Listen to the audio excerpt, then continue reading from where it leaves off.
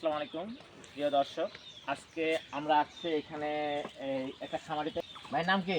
মোহাম্মদ হাবিবুর রহমান। এটা আপনি আমাকে ডাকছেন কি? আপনার নিয়মিত কি এই যে লাম্পি ভ্যাকসিন করেন? হ্যাঁ, প্রতি বছর আপনি করে যে তো। প্রতি বছর লাম্পি ভ্যাকসিন করেন, এর আগে যে দিছি দেওয়ার কারণে কি আপনাদের কি লাম্পি হয়েছে গরুর? না না, লাম্পি নিয়মিত ভ্যাকসিন করলে লাম্পি হয় না, তাই না? এই লাম্পি ভ্যাকসিন বছরে কয়বার দেন? একবার করে একবার দেওয়া হয় নাকি?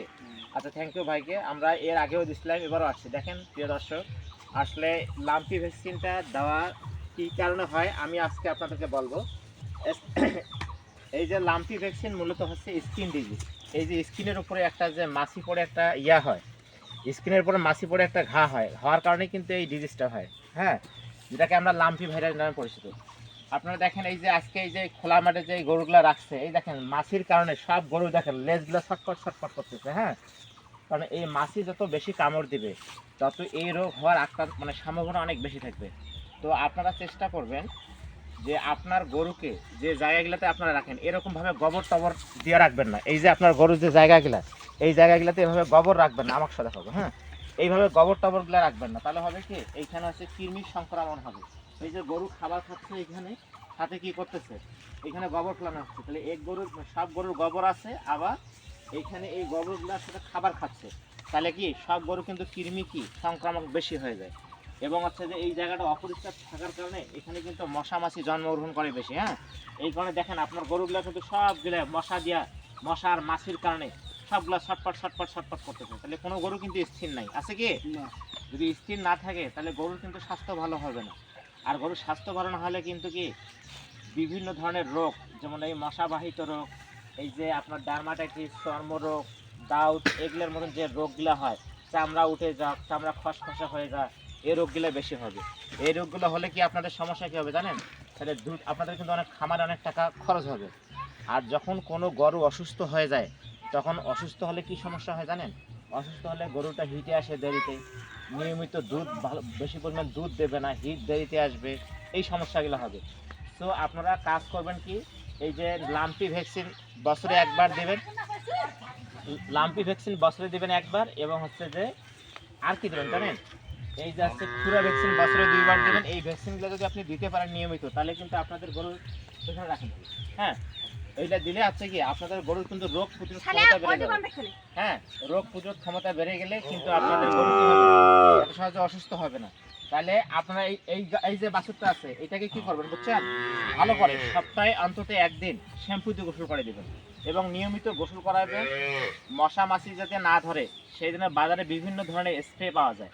যেমন হচ্ছে কি টাইকোফোন যে আছে না, টাইকোফোন, এক্টোনিল বা হচ্ছে ফিনিশ, এই টাইপের যে ওষুধগুলো আছে বা মেডিসিনগুলো আছে, এগুলা গায়ে স্প্রে করে দেবেন। আপনারা অনেকেই কী করেন জানেন?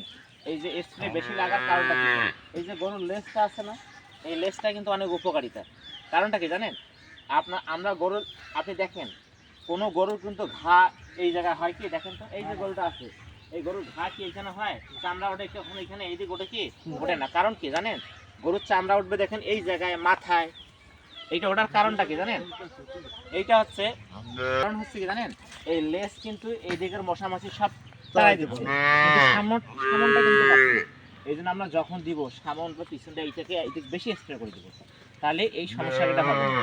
এবং অনেকে স্প্রে করতে ভয় পায় যে হয়তো গরু চাটাচাটি করে বা কোনো সমস্যা হয় নাকি। আবার অনেকে দেখি আবার কি ক্রাশিং তেল মিক্স করে spray করে। এটা করা ঠিক না কিন্তু। হ্যাঁ, এটা করলে কিন্তু গরুটা কি চামড়াটা কি ইনফেকশন হওয়ার চান্স বেশি থাকে। হ্যাঁ, এই জন্য আপনারা এই কাজটা করবেন না।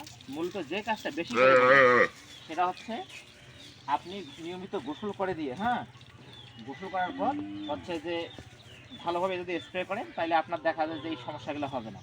নাহলে আপনি বছরে একবার লাম্পি ভ্যাকসিন করে দেবেন, নিয়মিত গোসল করে দেবেন, ভালোভাবে কৃমি ডোজ করে দেবেন, দেওয়ার পর দেখবেন যে তাহলে আপনার এই রোগগুলো হবে না। মোট কথায় যদি কোনো গরুকে মানে মশা মাছি না কামড় দেয়, তাহলে আপনার 70 থেকে 80% এই লাম্পি রোগ হবে না। মশা মাছির মাধ্যমে মূলত এই রোগটা ছড়ায়। তাহলে আপনাদের যাদের এই রোগটা হয়, এই গরুর রোগ এই টাইমটা বেশি হবে, বুঝছেন? এই যে বর্ষাকাল আসতেছে, এখন কি খাল বিলে অনেক পানি জমা হচ্ছে না, অনেক পানি জমা হচ্ছে না। এই পানি জমা হওয়ার সাথে সাথে কি মশা মাছি কিন্তু উপরে চলে আসতেছে। দুদিনে বৃষ্টি হবে, তার পরের দিন থেকে কিন্তু কি মশা মাছির উপদ্রবটা কি বেশি হবে।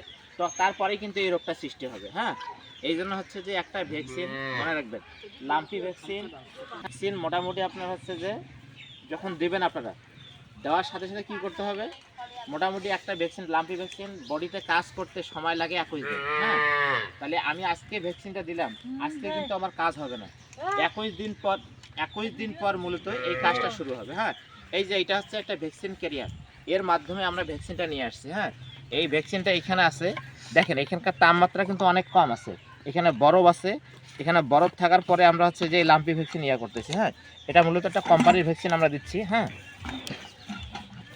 এটা আমরা কোম্পানির ভ্যাকসিন, পানিটা নিব, নেওয়ার পর এখানে একটা ট্যাবলেট আছে, মূলত এই ট্যাবলেটটা হচ্ছে ভ্যাকসিন। হ্যাঁ, এটা আমরা গুলে নিচ্ছি, এই যে ট্যাবলেটটা গুলাই নেওয়ার পর এই যে লাম্পি ভ্যাকসিন আমরা দিব এখন, এটা সুন্দরভাবে একটু ঝাঁকি দেবো আমরা। হ্যাঁ, ঝাঁকি দেবো তো ট্যাবলেটটা মিক্স হয়ে যায় এখানে। হ্যাঁ, তো দ্রুত মিক্স হয়ে যাবে, মিক্স হওয়ার পর আমরা এখান থেকে পানি, এই ট্যাবলেটটা এখান থেকে উঠাই নেব, নেওয়ার পর হচ্ছে কি এটা আমরা এই পানিতে মিক্স করে দেবো, দেওয়ার পর আবার এটা নিয়ে নিব। হ্যাঁ, নেওয়ার পর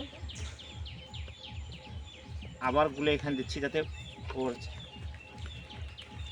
হ্যাঁ এই ধরুন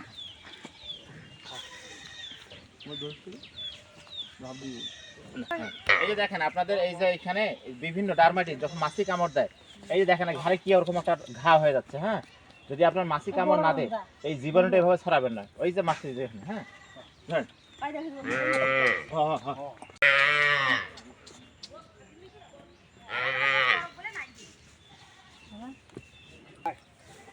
এই জন্য শোন গরু সবসময় আড়ো করে এই যে বড় মানছে।